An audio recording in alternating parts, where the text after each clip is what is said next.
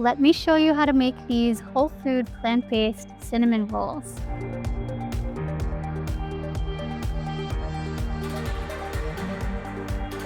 I love these cinnamon rolls because they're decadent enough to serve for a special occasion event, but they're still in keeping with my whole food plant-based lifestyle. They even have a super yummy sweet vanilla cashew cream icing that I'll show you how to make toward the end of this video, so I hope you'll stick around to see it.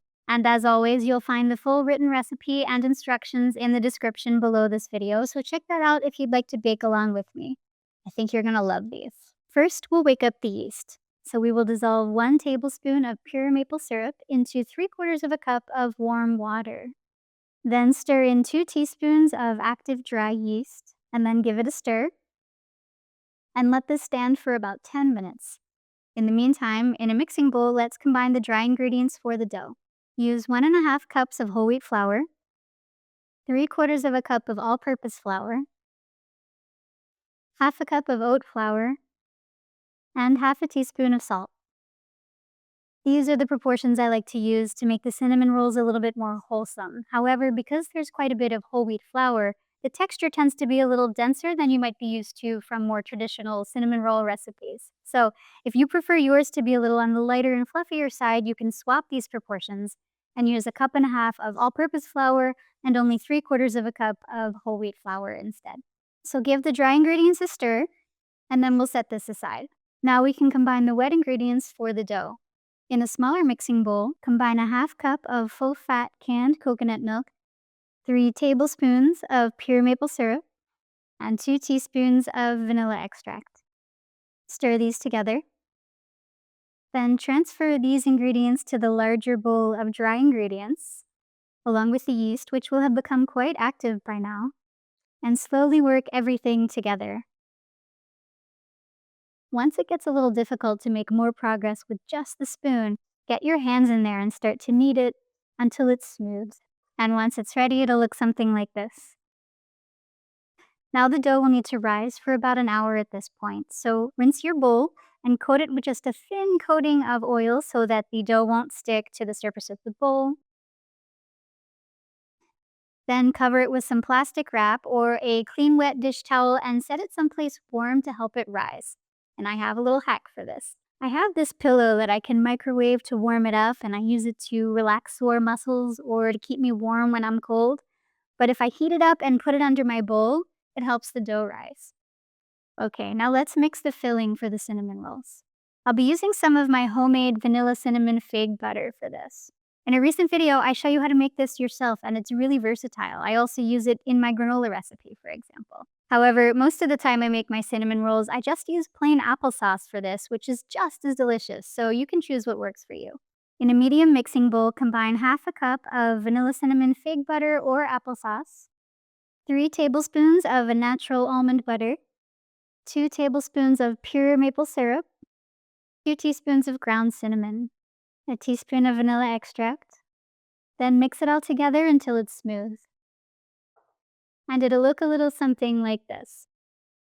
While we wait for the dough to finish rising, there are a couple more tasks that we can get out of the way. The first is to start on our sweet vanilla icing that will go on top of these freshly baked cinnamon rolls. Our icing will be basically a thinner version of the sweet vanilla cashew cream I taught you how to make in my apple crisp video. So if you'd like to check that out, I'll link it in the description below. Now we'll need to make more vanilla cashew cream than we'll need for this recipe, because there's a minimum threshold of ingredients that you need to make at once so that the ingredients don't just splash up on the sides of the blender, but actually get blended into the cream. But I've got some good news. This sweet vanilla cashew cream is super versatile. You can use it to top just about any dessert. You can dip some fruit in it. You can use it as a coffee creamer or even to sweeten your chai tea if you're not a coffee person. So to make our icing, we'll start with 1.5 cups of raw cashews and cover them in hot water, and then set that aside, and we'll come back to this icing later. And we can also prepare our baking pan for the cinnamon rolls. Take out an 8 by 8 inch square baking pan.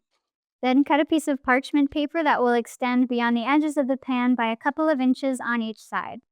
Now grab a pair of scissors and cut a slice from the edge all the way to the corner of the pan at all 4 corners so that your cuts are parallel to one another and opposite each other.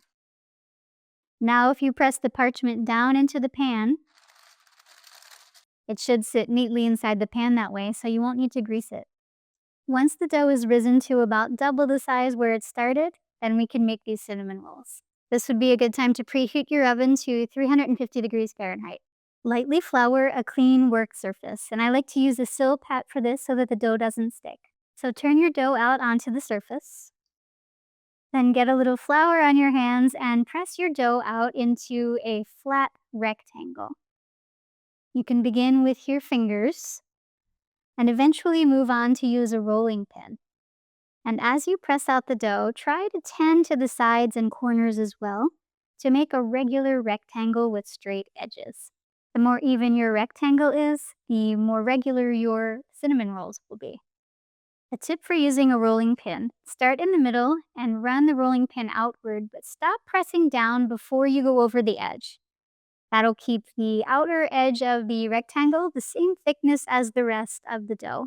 Once the dough is spread out into a more or less even rectangle, it should be somewhere between 1/4 and 1/2 inch thick, and we can spread on the filling. So grab that cinnamon filling and spread it out as evenly as possible all the way across the flattened dough, but leave a little margin all the way around the edges.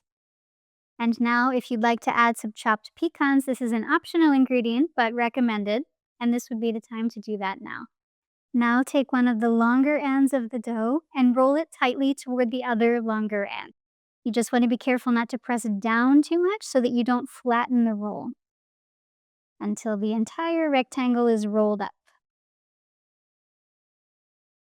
Now you'll be slicing this roll into 9 equal pieces, but don't worry, this is a lot easier than it sounds. First, eyeball where you would slice it if you were only cutting it into thirds. You can even practice by making just a little notch with your knife before you commit and cut all the way through. And then from here, it's actually same thing. You're going to slice each third into thirds again. And once again, you can make a little notch to eyeball that first before you commit. And as you slice it, you can kind of repair the circular shape of your cinnamon roll and place it into the pan. And you'll continue doing this until you've created all 9 of your cinnamon rolls. And hopefully you've held on to that piece of plastic wrap or the wet dish towel you used to cover the dough while it was rising, because we're going to use it again. To cover these and let these rise for anywhere from 30 minutes to another hour. And once again, it will be helpful to put this in a warm spot, and you can use that microwavable pillow if you want to again for this too. You could also set this pan on top of your stove since the oven is preheating and it should be pretty warm over there. Once the cinnamon rolls have had a chance to rise, they will fill the pan pretty easily. So we can slide this into the oven and bake them for 25 to 30 minutes at 350 degrees Fahrenheit. While they're in there, we will finish making that icing. Drain the cashews of their silt and water because they will have softened by now, and transfer them to a blender. Add 1/4 cup of water, 3 tablespoons of pure maple syrup, and a tablespoon of vanilla extract. Blend the vanilla cashew cream until smooth, and you can use that tamper tool through the lid if you need to work all the ingredients toward the blade. And it'll be smooth and creamy when it's ready. And here's what these cinnamon rolls look like once they're finished baking.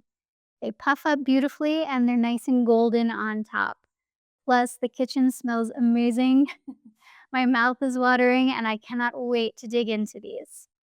These are best served warm, and if you're serving them to an entire group, you can spread the sweet vanilla cashew cream on top, as you might often see done in bakeries. If you're enjoying these one at a time, what I like to do is take some of the vanilla cashew cream into a smaller bowl, add a little bit of water, and then stir it into a thinner consistency that I can drizzle over a single cinnamon roll. Now, I'm sure you don't need any serving ideas, but these do go great with a cup of chai tea or coffee. But I'm just gonna tuck into these right here at the kitchen counter.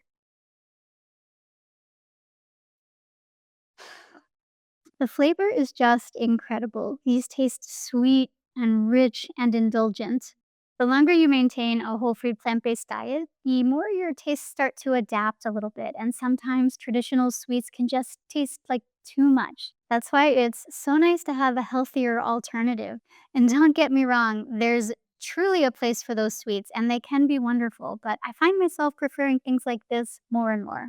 So I hope you'll love these cinnamon rolls as much as I do. If you have any questions, please drop them below in the comments and I'll do my best to answer them. This community always asks the most thoughtful questions and I love it because it really helps everyone who reads them. If you've enjoyed this video, please hit the like button because that helps get my recipes out to more people. But please also consider subscribing so that you won't miss any of my future whole food plant-based recipes once they're posted. Thank you so much for spending time with me in my kitchen today. Again, I'm Stephanie of Green Sage, wishing you good health and delicious food. See you next time.